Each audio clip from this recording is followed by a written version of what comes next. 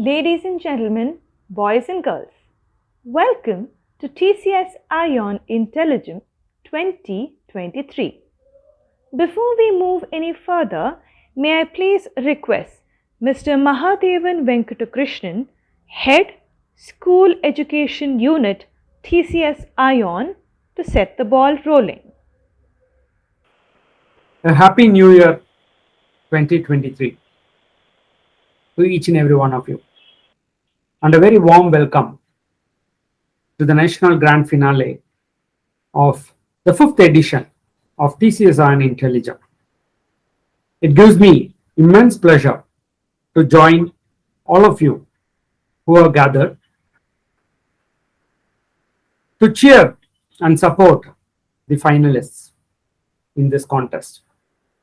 In a few moments, we will witness the finale, where these young and eager, the best of the lot who have reached the finals, will showcase their skills competing for the crown.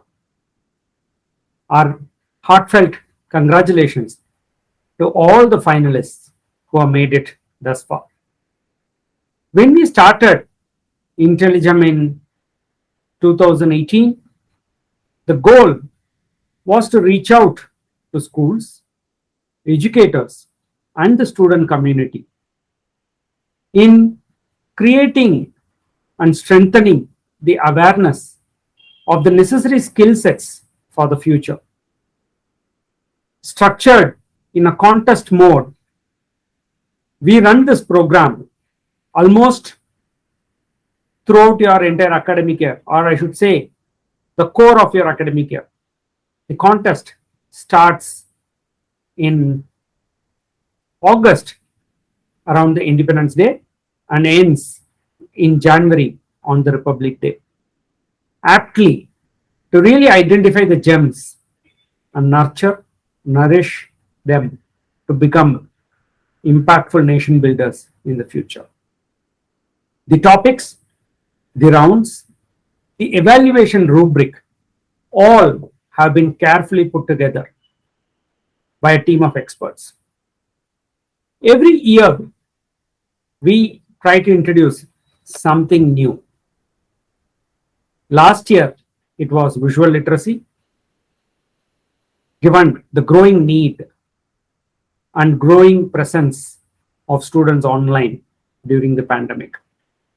This year, we have brought in one another topic, very relevant for the times, extremely important, given today's children are going to be the change makers, policy makers, or innovators in the future.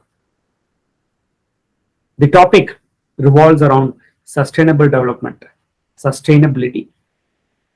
This year, we have integrated sustainability as a core theme throughout the program. And many of the finalists will be talking, debating, answering some of the core challenges on sustainability.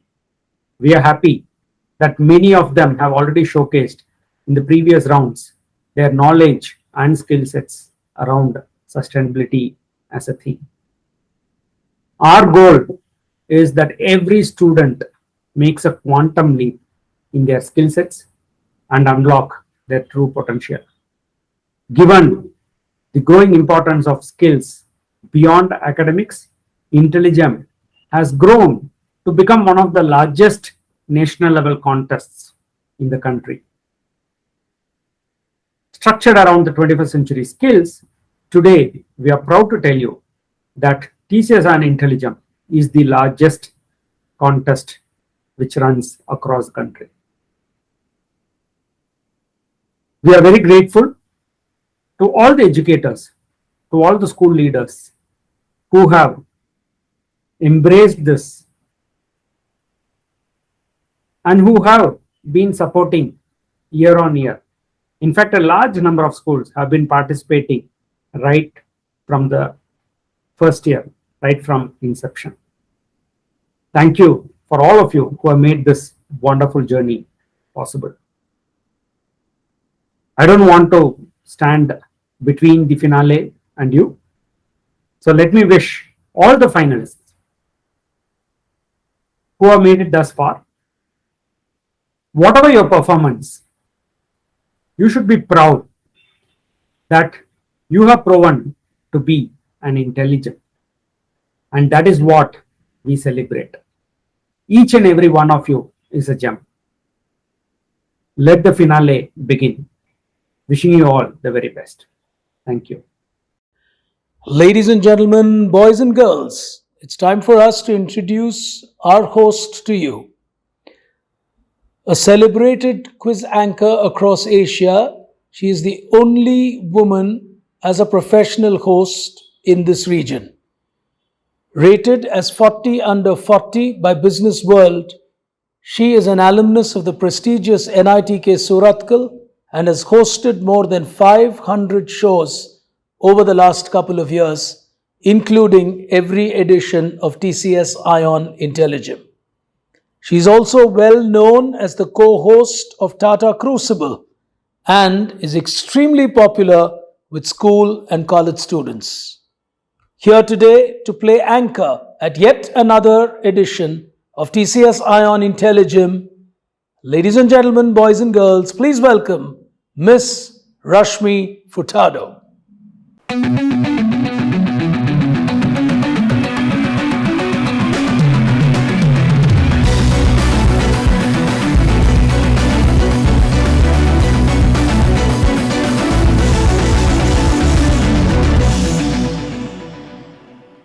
Hello, ladies and gentlemen. Welcome to yet another finale of TCS iON IntelliGem, the global citizenship category, the senior category, that is.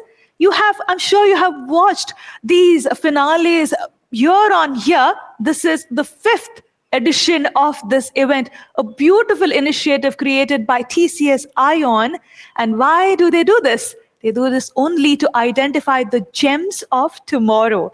The gems who are here with us today are students of classes 7, 8, and 9.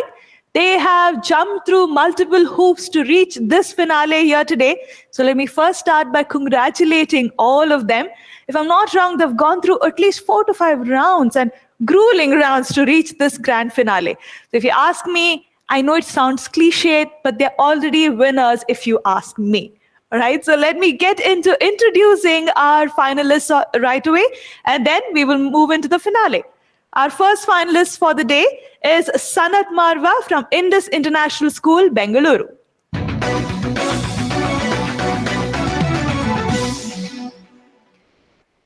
Joining us from the Vikas Concept School is Pratnya.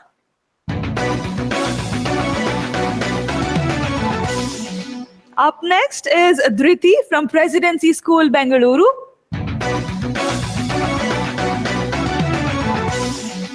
Shruti Sharma from the Ryan International School, Thane.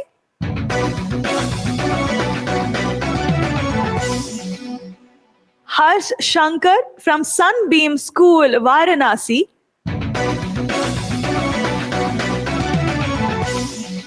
And representing the Orchid School, Pune, is Mihir Apte.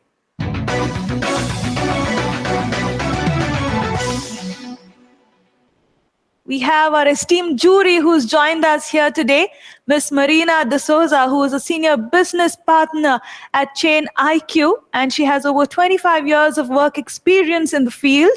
And we also have Mr. Nagesh, who is known as Concroc for his 2 passion areas, that is concrete and crocodiles. I'll of course get into their detailed introduction a little later, but for now, let's move into the finale and move into the first round, me in 30 seconds. Here we go.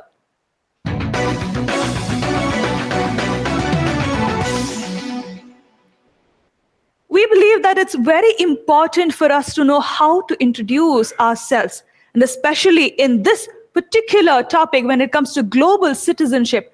We are no longer citizens of only one country anymore.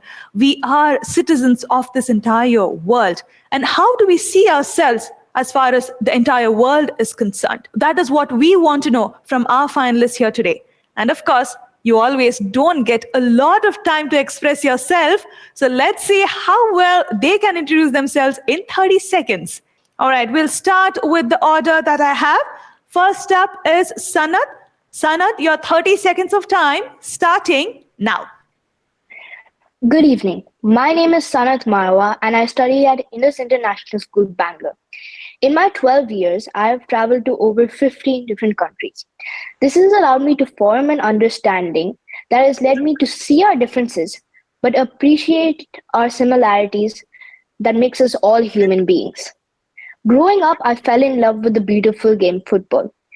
Being school captain allowed me to interact with people across ethnicities, nationalities, and cultures. It also helped enroot the qualities of leadership, inclusion, and unity, all necessary for being a global citizen.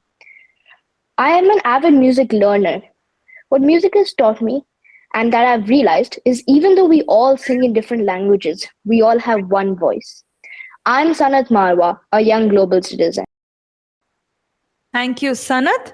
All right, let's move on to our next finalist, Pradnya from the Vikas Concept School. Pradnya, your time starting now. Udana Charitanam to Vasudhaiva Kutumbakam. I, Pradnya Ambedkari, as a proud daughter of Vishwaguru Mother India, believe I am a global citizen. Sanskrit shlokas, Indian mythology, MUNs, and Kuchipudi dance have made me appreciate the value of human lives and human culture globally. My cricket fanaticism showed that global diversity can produce excellent results. I believe each one of us is a leaf on a tree with many branches of race, caste, ethnicity, and so on. But all those branches lead to the same root, the fact that we are all Homo sapiens and that there is no difference among us. Thank you, Pradnya. Let's move on to Dhriti. Dhriti, your 30 seconds of time starting now. Good evening. I'm Dhriti, studying in grade 8 at Presidency School, Nandini Layout, Bangalore. We the people would be an exemplary way to start off this introduction, but I for one would rather not have it followed by a restriction to one commonwealth and coinage. I'm a citizen of the earth by how I can protect the womb that bears us all, but the disengagement and covert narcissism of the census enumerator in me who has done various MUNs, all while reducing carbon footprint and my knack for foreign languages. In this instance, I have a long-term passion for global action. Thank you. Thank you, Dhriti.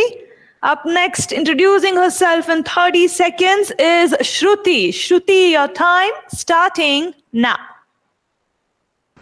Good evening to one and all present here. Myself Shruti Sharma from RAN International School, Navi Mumbai, Maharashtra. My hobbies are painting, listening to music, and editing videos. I was also a participant as a finalist in the TCS IntelliGem contest in 2020. I think that the world is a global village and that we all are residents of it. I also like visiting different places, exploring new cultures, and making friends. This will help me understand the global perspective of the problems being faced and how to find solutions to them to make the world a better place to live in. All right, thank you, Shruti. Hailing from Varanasi is Harsh, and that's our next finalist. Harsh, your time starting now. Good evening, respected jury and my fellow participants. I'm Harsh Shankar of Class 9 from Sunbeam School, Bhagwanpur, Varanasi. I'm a debater, a quizzer, and a voracious reader. I'm also a social worker. I love playing chess, cricket, and badminton, and have bagged multiple laurels in these fields. I'm grateful for this opportunity, and I'm blessed with parents and teachers who have always taught me the importance of values such as humanity, equality, brotherhood, and kind. I strive to reach greater heights so that in the future I can help solve problems such as poverty, illiteracy, and hunger, which plague humanity today. I believe that I am a global citizen as I believe in the Indian philosophy of Vasudhaiva Kutumbakam, which is the notion that the world is one family. All right, thank you, Harsh. Representing the Orchid School Pune is Mihir Apte, and that's our last contestant. Mihir, your 30 seconds of time starting now. Good evening to the esteemed judges and my fellow finalists. My name is Mihir Apte and I study in grade 8 at the Orchid School, Pune. I was previously a winner and finalist of the Global Citizenship category. And to me, global citizenship means that my identity transcends my race, religion, gender, and nationality. It means putting we before I. It's about the shared human experience, values, and responsibilities. As a global citizen, I feel that fundamental human rights are above any national law or identity. And if everyone thinks this way, we can build a compassionate world for all. Thank you. Well, ladies and gentlemen, this finale has just begun, and I'm already feeling a little nervous on behalf of our jury members. They will certainly have a tough task selecting and deciding who the winner of this entire finale is going to be. Well, we're only going to have one winner from among the six of them, and rest of them would be joint runners-up. If it were possible for TCS iON, I'm sure they would give all of them the winner prizes, but that's not how these contests work. But that's the reason they have joint runners-up for everybody else and just one winner. All right, time for us to move into the second round of this finale. Your thoughts? Here we go.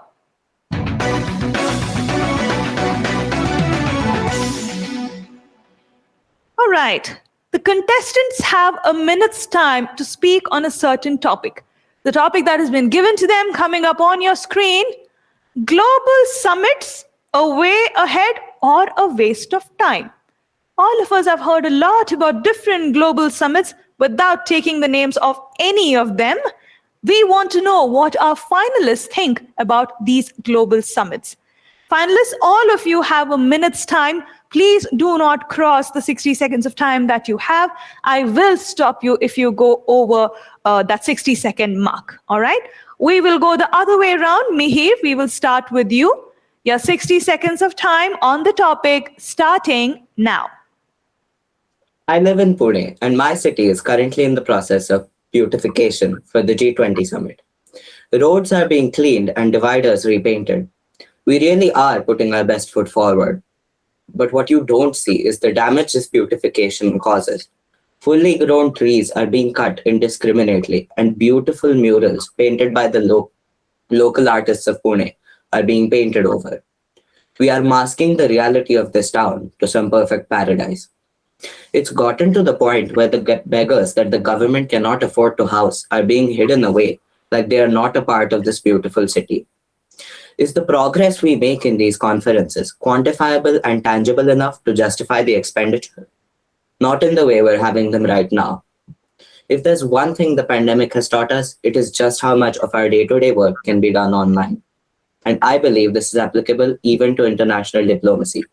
Perhaps we can have a few online preparatory conferences to make progress towards reaching a consensus before having the final in-person conference to finalize deals and sign them. Until this happens, I really feel global summits are an absolute waste of time and money. Thank you. Thank you, Mihir. All right. You will get to hear a lot of interesting views from our contestants here today.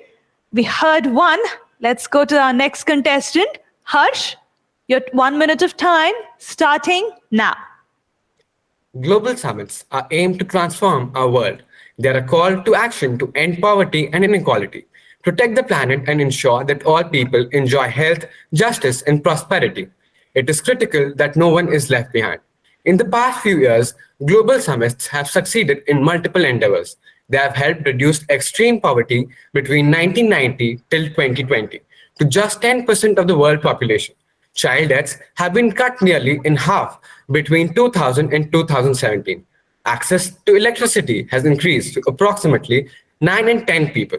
That is, almost 89% of the world population now has access to electricity. Since 2010, the world has more than doubled the amount of ocean water under protection. The proportion of people living in urban slums has dropped from 46% to 23% from 1990 to 2016. However, every situation has two facets. There are global summits who have failed. However, I, as a global citizen, believe that some progress is greater than none, and that overall, global summits are a way ahead. I would like to end my speech with a quote of Winston Churchill. Success is not final. Failure is not fatal. It is the courage to strive forward which counts. Thank you, Harsh. Up next with her views on the topic is Shruti. Shruti, your time starting now. Global summits are a way ahead and not a waste of time. A summit is a meeting or a conference of the heads of states or international organizations and their representatives, usually convened by the United Nations Organization, to discuss issues and seek solutions to problems faced by all the countries, whether they are political, environmental, or military. For instance, a permanent anti-racism unit was adopted by the United Nations as a result of the World Conference Against Racism in 2001.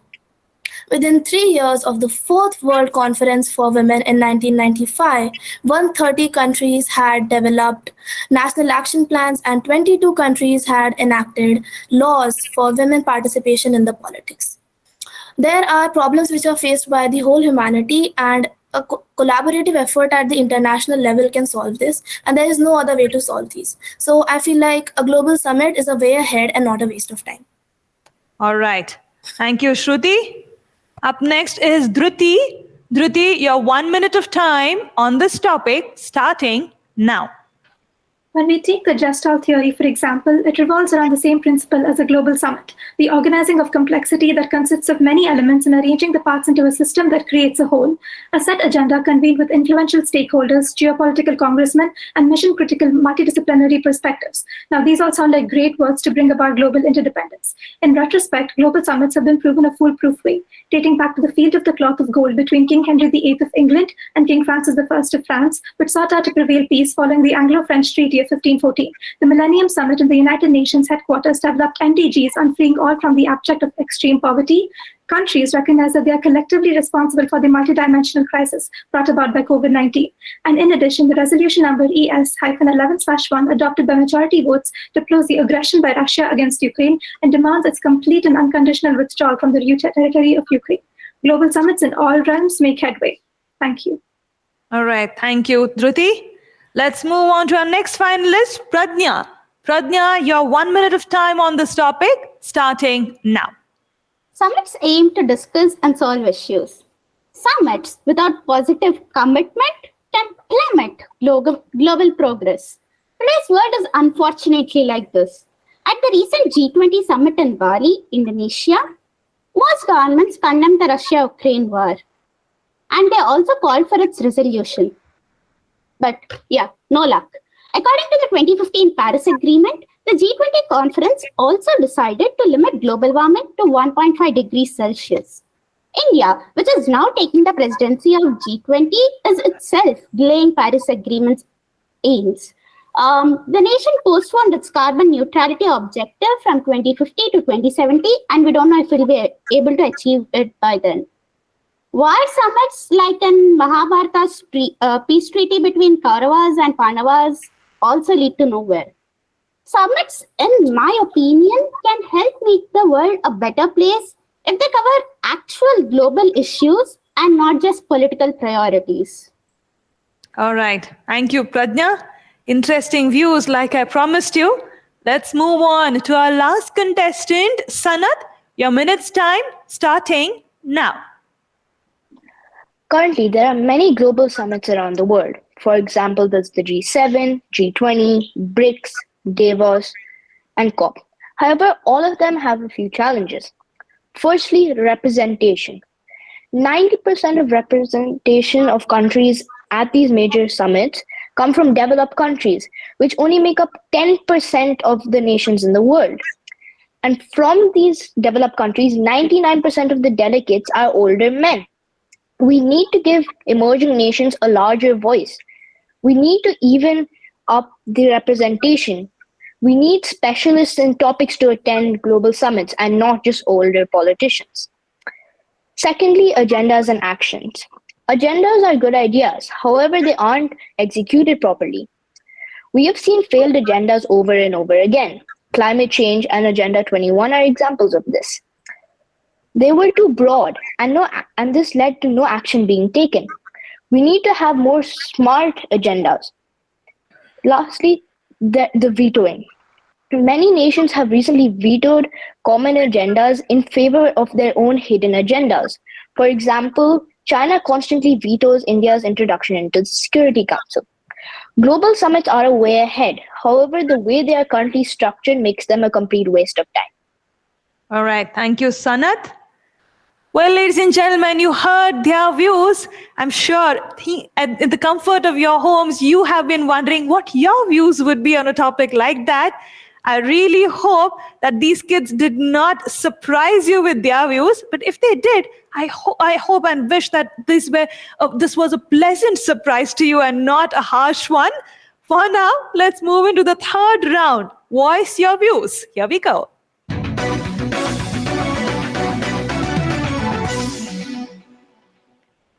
Well, we have a lot of interesting topics for our kids here today. This entire round, of course, is going to be a debate. But there is a slight change. Yes, they would take stands for and against the topic. But at the end of the time given to them, they have to arrive at a conclusion. This is all about global citizenship, how we learn to be global citizens and work together towards a cause is what is most important. And the topic for them is coming up on your screen. Is war a justified path to peace? We have a lot of opinions about wars. We have a lot of opinions about peace. But is war a justified path to peace? Well, finalists, you have 8 minutes of time.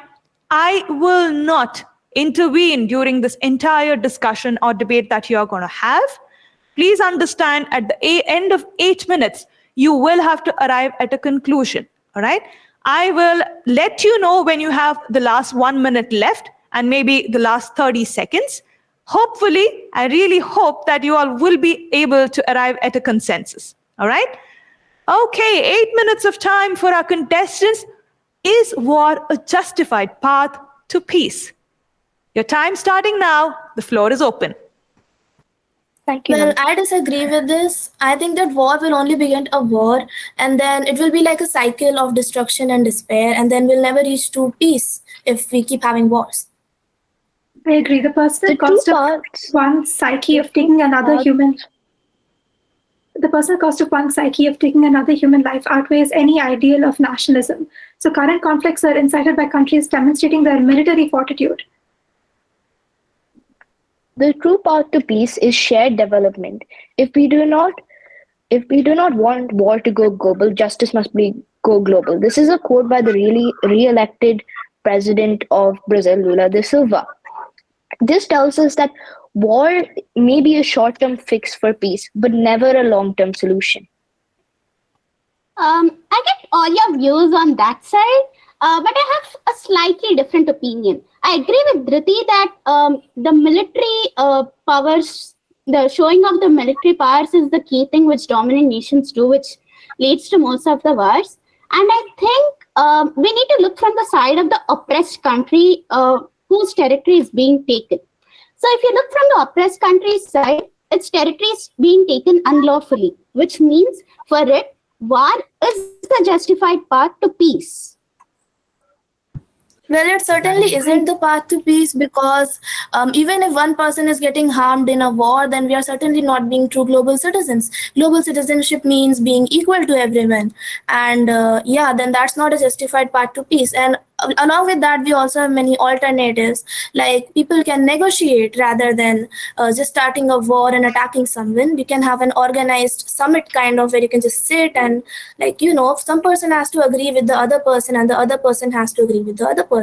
Everyone is not having similar opinions, but you need to reach a conclusion at the end.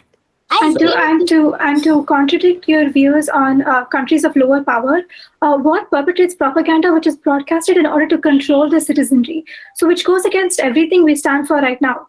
And war cannot be justified on any grounds of self-defense from genocides or finite resource or revolutions.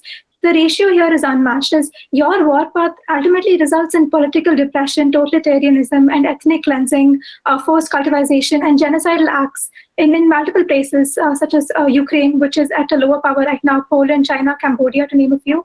And see, that's a little ironical. See, you're perpetuating the one thing that you're saving yourself from and fighting fire with fire instead of putting it out. So I think these are all very, very valid viewpoints. But the problem is, when there's a gun held to your head and the heads of your family, are you going to still try to make peace? When your nation's citizens are being murdered, raped, and tortured, Where do you draw the line? There's a reason we don't negotiate with terrorists. And historically speaking, when facing irrational, ruthless, and oppressive opponents, peacemaking has been a bad path to take. After all, the Munich Agreement that Adolf Hitler signed with Neville Chamberlain, Benito Mussolini, and Edward Daladier was supposed to end the war, but instead resulted in the deaths of 60 million people and the worst war in human history. I mean, what do you have to say to that? I agree with Meher. I agree with Meher. We can also I would say also this agree with Meher. in Afghanistan, for example, where peace led to a war. The US went into Afghanistan with the intention of peace to counter Soviet influence in Asia and make sure that there's not a global war. However, over time, they armed the Afghans to create a civil war, which led to conflict. Because the institutions in Afghanistan were not strong enough, they had to stay there to maintain peace. A mild force was required to maintain the peace in Afghanistan. And we saw that once they pulled out and stopped the entire war, we can see what's happened today. The Taliban has completely occupied the country. While I don't believe war is the path to peace, sometimes circumstances do necessitate the use of mild force to bring about peace. So one quote from Gandhi, there is no path to peace. Peace is the only path. When you say that the peace building led to people being raped and assaulted, but war is a path to that inevitably. See, here's an anecdote. In 1971, India and Pakistan had gone to war, and children were separated because of this reckless abandon with their families just a few miles over the Shyok River. So the river saw the mother every day, but the child couldn't. So global citizenship is to not be defined by the artificial construct of borders, but war continues to be a very real division. That's excellent. It's easy to say that, we should make peace, yada, yada, yada. But you can't ignore the fact that, okay, let me just pose a very simple question to you. If your parents, I don't know if you have a sibling, but if your parents, your siblings, and the rest of your family is being held hostage somewhere, are you going to try to make peace with the terrorist? Peace with the person who's holding I understand your point of view, but that shouldn't happen in the first place, because the topic here is war a justified path to peace. So the other country is starting the war in the first place. So it's like they should understand it first, only then we're going to understand it. I understand what you said, that imagine something's happening to you, but then what's if you raise your voice, then people are just going to be like, your country, your political leaders are having a fight with the other political leaders, and that's why you deserve this. So I kind of disagree with your statement. It's not fault of the citizens, and this should not be done in the first place. I want to remind you, Dhruti and Shruti, that we are not living in an idealistic world, but we are living in a realistic world. Here, Absolutely. We are talking about, you guys are talking about peace treaties and global citizenship in the first place, where the dominant countries like Russia and China are actually not following it. So to first kind of disagree with your statement. It's not fault of the citizens, and this should not be done in the first place. I want to remind you, Dhruti and Shruti, that we are not living in an idealistic world, but we are living in a realistic world. Here, Absolutely. We are talking about, you guys are talking about peace treaties and global citizenship in the first place, where the dominant countries like Russia and China are actually not following it. So to first, diplomacy will always remain essential strategies to prevent war, especially in the nuclear age. The problem with negotiations is negotiations have been tried. But after a while, when do we say enough is enough? When is change going to happen if both sides continue disagreeing? How many veterans are going to die? We do have real life examples in history. We still know about the war that happened back in the 19s for the India and Britain. We already know about that. The British, they used to sell the goods here, but we chose the path of non-violence. We agreed with Mahatma Gandhi ji and his quote that ahimsa is not a practice, but it is a dharma of humanity. So rather than fighting and rather than doing some violence and stuff, I'd say that we should keep negotiating until we reach to a conclusion, rather than just losing our patience and going into a war. And sorry to interrupt you, but... Yeah, go ahead. Sorry. I think there's a small flaw in what you said, Shruti. Yes, I do agree that Indian independence was achieved by non-violence, but this is not the case in all the situations. See, India had a lot of force over there. It was a population of over 1 billion, which shows that there is a lot of force. But let us take the example of Russia-Ukraine war. Does Ukraine have that much force? Even if it wants to use non-violence, I think it would almost be impossible for Ukraine to hold back its all territories. And I to think add we on need to to come to a uh, conclusion. Which It is is time, where, which is actually. where, which is where arms control and diplomacy will come into part. Right? So the strategic arms limitation talks are, I don't know if you've heard about this, it's the Finalists, SALT your time is agreement. up. Your time is up. You're way over 8 minutes. I cannot give you any more time. I told you in the very beginning that I will be very strict with the time. All right? Okay, is war a justified path to peace? I'm sure all of you have had interesting debates back at your homes, but I'm also sure that this debate was way more interesting than what you must have had, considering that these are the students from classes 7, 8, and 9. So the views that have come across from them, it's really commendable that they have such thoughts. Well, ladies and gentlemen, time for us to move into the next round of this finale here today, moving into your global perspective. Here we go.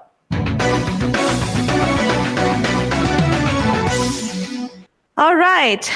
In this particular round, our contestants will be given certain topics on their screen. Now, all of these topics are the Sustainable Development Goals by the United Nations. Can we have the topics on screen? All right. Gender equality, good jobs and economic growth, innovation and infrastructure, sustainable cities and communities, responsible consumption and production, peace and justice, partnerships for the goals.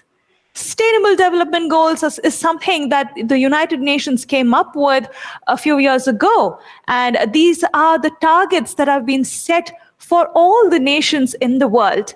If we connect this back into the previous round, I think it is correct for us to say that all of these goals, or achieving all of these goals, is the path towards peace. For now, let us understand what our finalists have to say as far as these views or these goals are concerned. Finalists, there are 7 goals given to you right on the screen. The numbers, of course, represent the goal number according to the United Nations. All I need you to do is pick one goal that you would want to speak about, and you will get no longer than 60 seconds to speak about the goal. Okay? 6 of you, 7 goals, so even the last person will have a choice. All right? So let's start with Sanat. Sanat, which goal would you want to go ahead with? I would like to do UN SDG 11, Sustainable Cities and Communities. All right, Sustainable Cities and Communities, a very interesting pick by Sanat. All right, Sanat, your minute's time starting now. The UN SDG I would like to work on is UN SDG 11. This is Sustainable Cities and Communities. The mission statement of this UN SDG is to make cities more inclusive, safe, resilient, and sustainable. The UN set out this goal to fix problems modern-day cities are facing. This will help reduce pollution and poverty, enable cities to use their resources more efficiently. It provides equal opportunities for all living in cities, and it gives people living in cities access to clean water, basic services, housing, and energy. I wanted to work on this UN SDG because the UN estimated that by 2030, 5 billion people will be living in urban settlements. We have seen the success by sustainable cities like Singapore, Copenhagen, and Stockholm have had in providing for their populations and making their populations' lives better. The UN SDGs are in place to transform our world and for the betterment of people's lives. If all cities were sustainable, 5 billion people would have access to clean water. 5 billion people would have a roof over their head. 5 billion people would be provided with equal opportunities.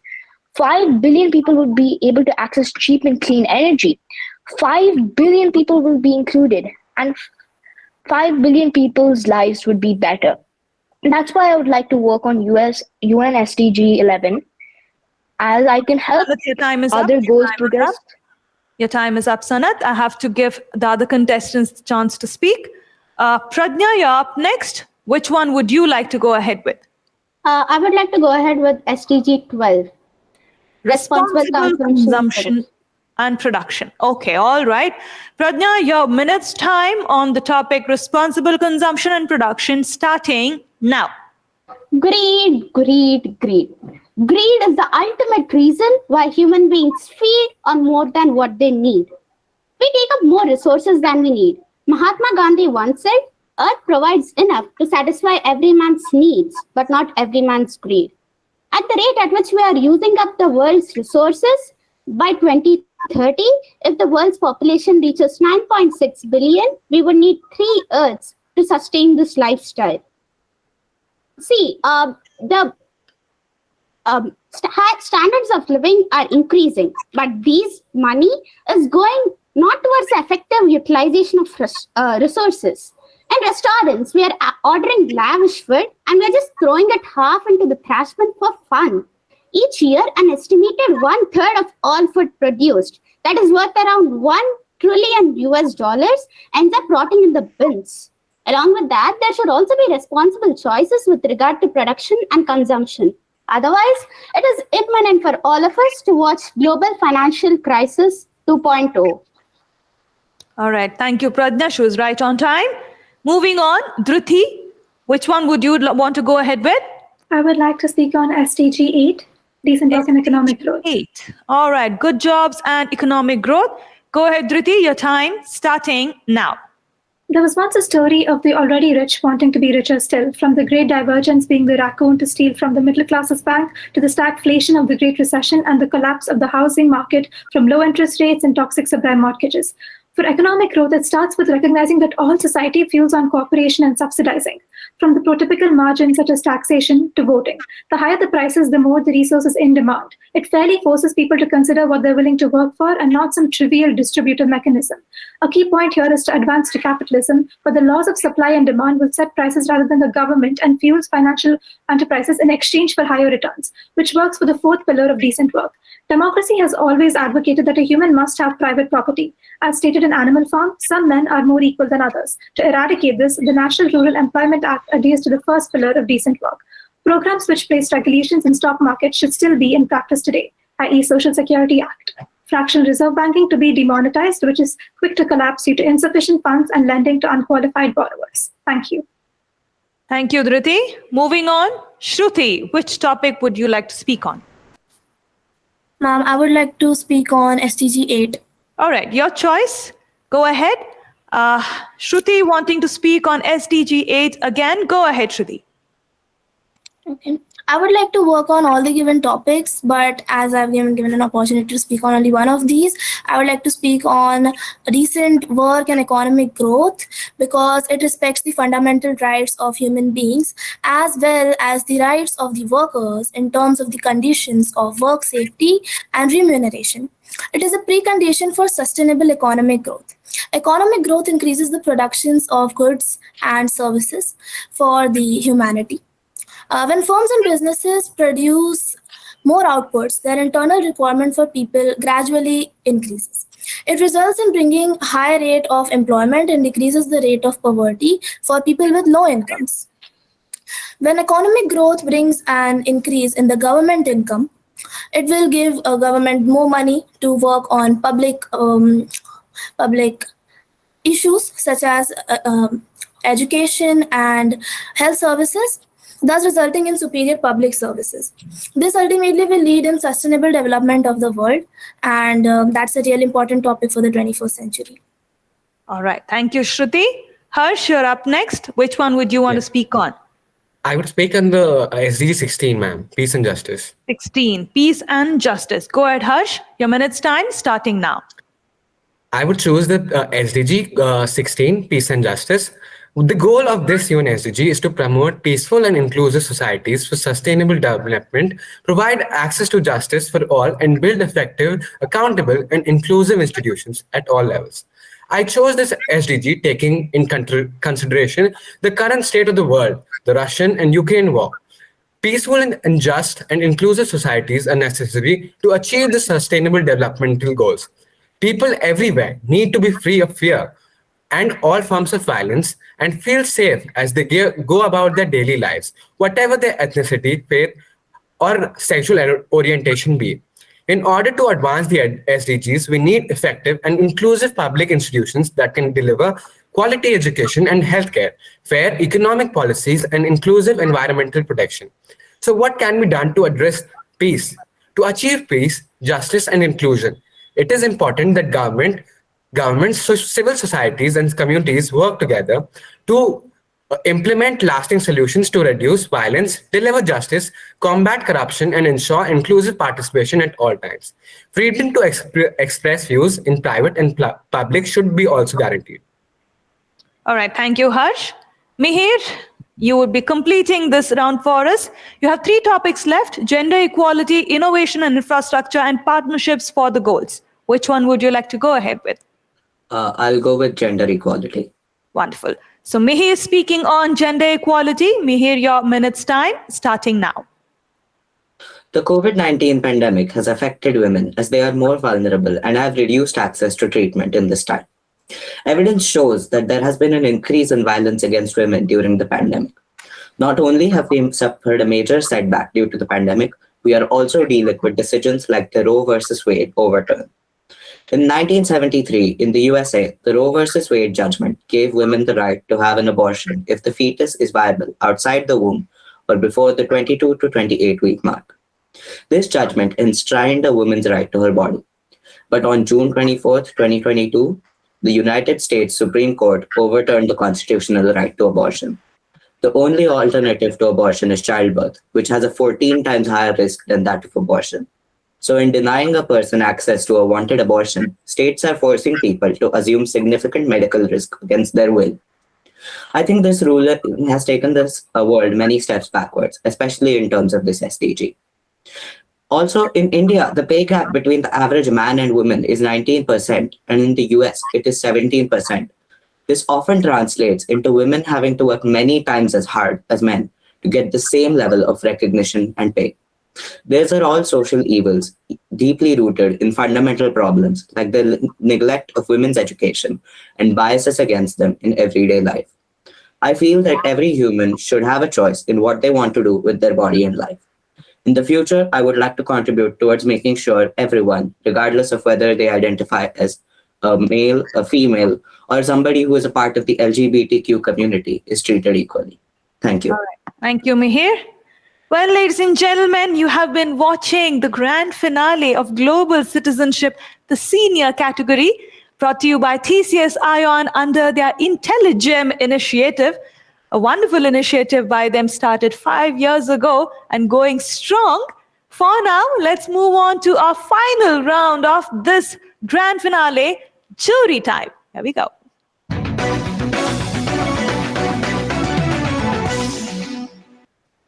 Ladies and gentlemen, we have an esteemed panel here with us today. Let me quickly introduce them to you, and I am waiting to know what kind of questions they have for our finalists.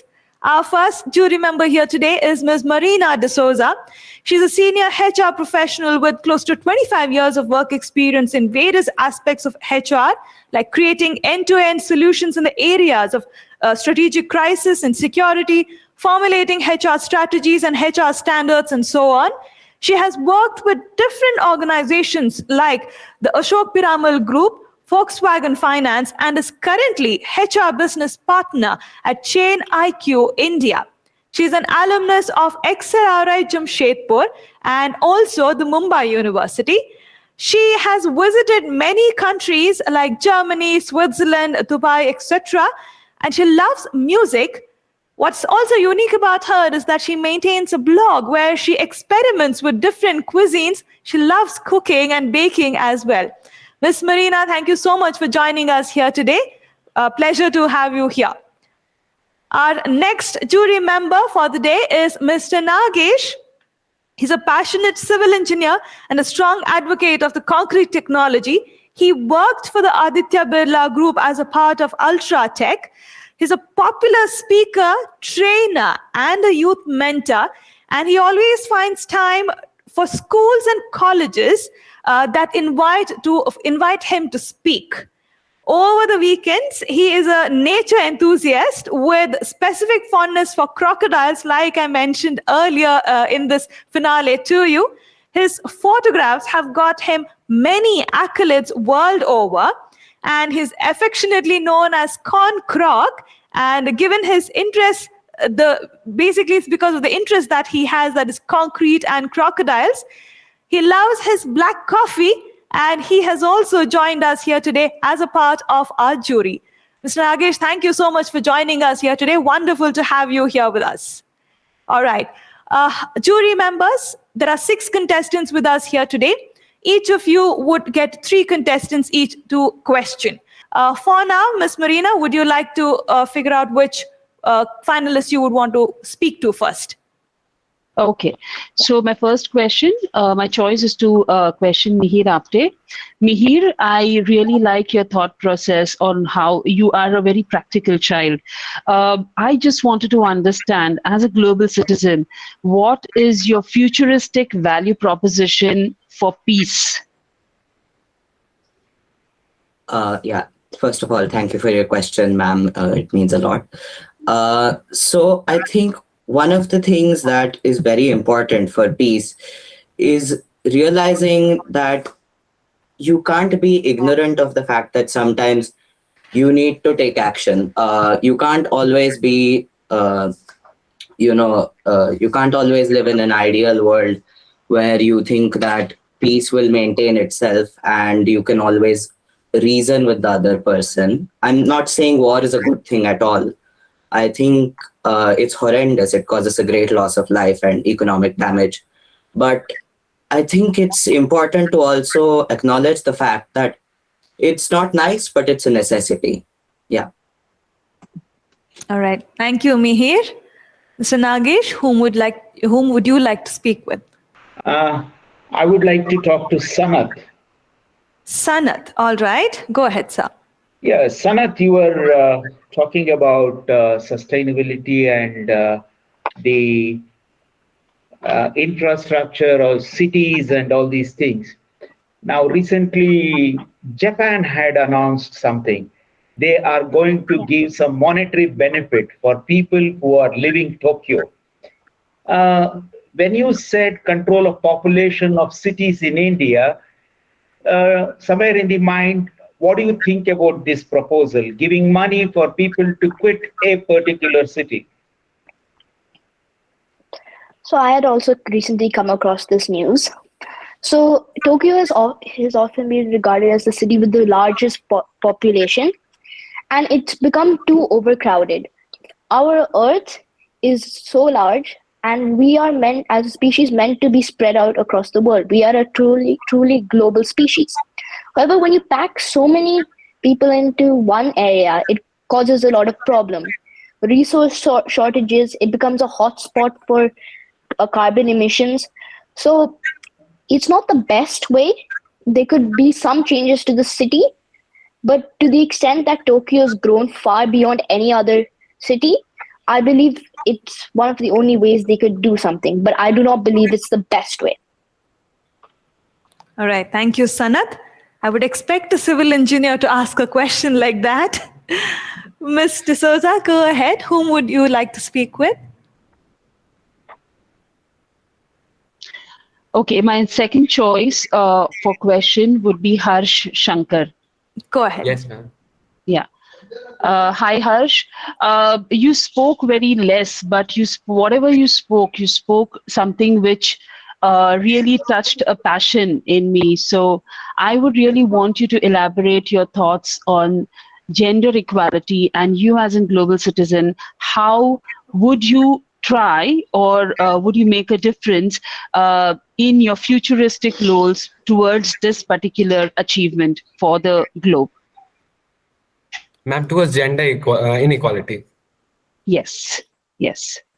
If we see today's world, ma'am, I think that women, as of now, there has been some progress made towards gender inequality. but still, I prepared for gender equality as well, gender inequality. So I read there that there are still 2 billion women who don't have the same work options as men, and that only 25% of the world the representatives in the parliaments and the Congress, it's only 25% of women. So I would like that, since from a young age, like there's a divide that is created, like we are orthodox, but as a global citizen we should understand that men and women both are equal.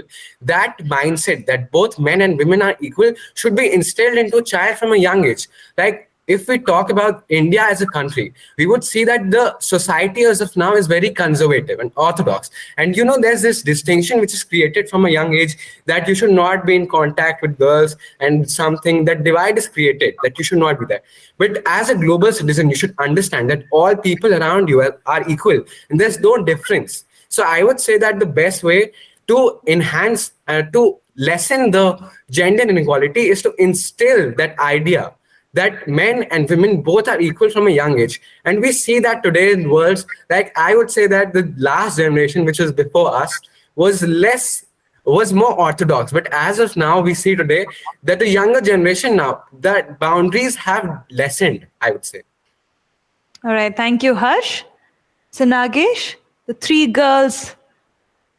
Yeah. Who among three girls would you like to speak with? I would love to talk to, that would be Shruti. Yeah, Shruti, I observed that every time that the field was open, you jumped into express your opinion. Because of that, this question is for you. In India, what would you think when I say girl can do this, boys cannot, or boys can do this, girl cannot? So can you please explain the question? Yeah, well, I'm just talking about the gender equality. What would be your opinion? Well, I feel like both girls and boys both are equal, as they both are born the same way, they both are the same people, then they deserve to have the same opportunities. We still see female infanticide and how they are not given equal opportunities to study when they grow up, or they are married off at an age. People think of them as a burden. So I'd say that we need to work in that sector still, because since the past, there has been changes, the gender inequality has reduced, but we're still lacking a bit in that. And if we work for this for a few more years, then maybe most probably we'll be able to achieve equality between both. But that's a very important thing, because both men and women are equal. All right. Thank you, Shruti. Mr. Souza, we have Dhruti and Pradnya. I would like to speak to Pradnya. I can't see her on my screen though. I would like to speak to Pradnya. Pradnya, yes. You are very passionate about your thought process in globalization of the way the world is going, the population is going. I would want to understand your thoughts that how would you be a front leader or a reason for change to bring responsibility in consumption or the production of it? How would you create a sustainable environment, or what are your thoughts on it, basically? So actually, let me start from the backstory where I actually started to get interest in consumption and production. So I'm a finance fanatic. And so while I was reading about finance, and my father is a finance professor, so he started teaching me about the global financial crisis. And then I understood what was actually happening in the global financial crisis was that there was a high demand. So there was high consumption for real estate, while there was actually very less production, because there is only a limited area of real estate. And so due to that, I think that was where the responsible consumption and production went wrong, and that led to the global financial crisis. That's the reason I mentioned GFC 2.0. And then coming to the next part, so recently, I think just before the COVID-19, we had huge prices for onion. A kilo would cost somewhere around 200 rupees, which is out of bonds. So I think the problem here is suddenly there would be a decrease in supply and a great demand. This is basically the demand and supply problem, which is leading to all chaos. So the main problem here in most of the cases is that there is high demand and less supply, which means supply has to reach up to the level of demand. So, like there are some cases where this wouldn't be possible. Like, for example, if you take the onions example, it wouldn't be possible because there was a problem for growing onions that time. I think there was some harvest issue or something. And then, so those cases are unavoidable. The only thing we can do is to try to reduce the demand by saying like, buying onions at this time is not good. Let the onions production increase. But coming to the GFC 2008, I think there the problem was of mainly the investment companies and S&P and so on. So those started giving very good ratings to all these bonds and all. So I think there it was not the fault of the investors, nor it was the fault of all these financial communities. Yes, there was a bit of their contribution to the global financial crisis, but I think the part where all these rating agencies and governments actually started to neglect these, that was where was the problem. So I think the best way to stop all this change in demand and supply is for governments to act on the basis of the situation. The government has to be vigilant on what is happening and then act based on the situation. That is what is my feeling. All right. Thank you, very Pradnya. much. Thank you, Pradnya. All right. Dhruti, Mr. Nagesh, Dhruti is the only one that is remaining. May I please request you to speak with her. Dhruti, what will be your opinion about consumption?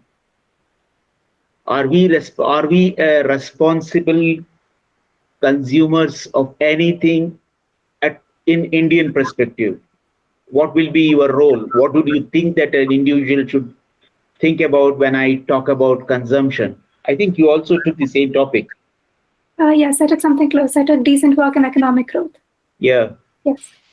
So in terms of capitalistic country, I think the free market is efficient because information and decisions here are decentralized. So in market economy, the decision is left to the buyer and seller. So there's no micromanagement required. And the challenge we face day to day is what we can do with the little that we have. So it compares to the same principle as CO2 buildings absorbing carbon dioxide, and so it reduces energy requirements. So the gift framework can be used for this too. So the advantage of using this framework as a basis on practicing responsible consuming and production. So in its vision, it's like a vision to ultimately drive responsible consumption that balances the economy. So and also adhering to the framework formed by the UN as a community. And much of the media we read today is about sustainability, and it's focused on what consumers should be doing to move the needle. So this includes things like, of course, recycling food containers or composting food scraps, repairing and reusing clothes rather than purchasing new ones. But as corporations continue to produce these items, the proper disposal and thus environmental impact is placed mostly on the consumer. But on the other hand, the corporations too must contribute by measuring the waste by either weight or cubic yard, by monitoring the 9 generation points and capturing the recyclables, crediting Gary Anderson by using recycling science, cutting down on bottled water all the way down to reducing packaging. Actually, recently, Sprite has decided to change their known green bottles to transparent ones to increase the supply of recycled plastic for future use.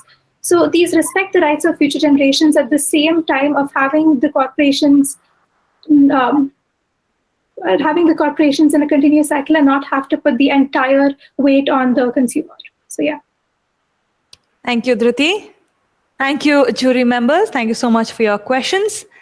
All right. I really sympathize with our jury members now. They certainly have a difficult task on hand. Well, ladies and gentlemen, you have seen how all of these students have performed and spoken here today. Remarkable views by all of them. I really hope all of you have enjoyed this entire grand finale.